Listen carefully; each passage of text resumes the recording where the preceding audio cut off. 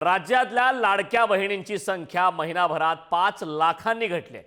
डिसेंबर 2024 मध्ये 2,46,00,000 लाडक्या बहिणी या योजनेच्या लाभार्थी होत्या। जानेवारीमध्ये ही संख्या घटून 2,41,00,000 वर गेली। योजनेच्या लाभार्थी आता 5 लाखांनी कमी झाले।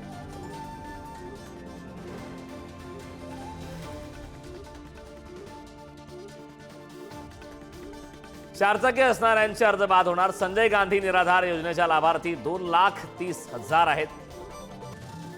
65 पेक्षा जास्त वय असणाऱ्या महिला 1,10,000 आहेत। कुटुंबातील सदस्यांच्या नावे चारचाकी नमोशक्ती योजनेच्या लाभार्थी, स्वेच्छेने योजनेतून नाव मागे घेणाऱ्या महिला 1,60,000।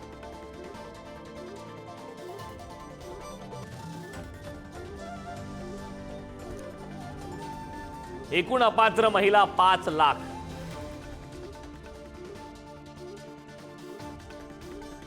लाडकी बहिणीच्या योजनेमध्ये त्यांनी चौकशा सुरू केलेल्या आहेत।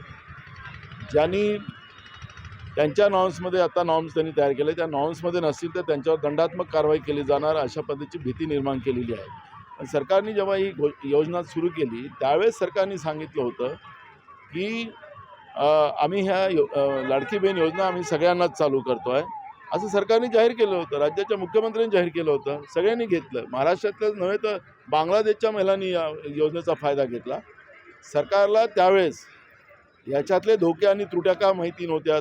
माझी लाडकी बहीण योजना याच्यामध्ये लाभार्थ्यांमध्ये घट कशामुळे झालेली आहे, थोडीफार जी घट झालेली आहे तर कशामुळे झालेली आहे की त्याच्यामध्ये नियम आहे की 65 वर्षावरचं व्यक्ती चालणार नाही, 4 व्हीलर असलेली व्यक्ती चालणार नाही आणि अनावधानाने किंवा नजरचुकीने ह्या जर महिला भगिनी त्याच्यामध्ये आल्या असतील तर त्या कमी झालेल्या आहेत। जाणीवपूर्वक मुख्यमंत्री माझी लाडकी बहीण योजना थांबवण्याचा कुठेही हेतू नाही, ती आहे तशीच चालू राहणार आहे।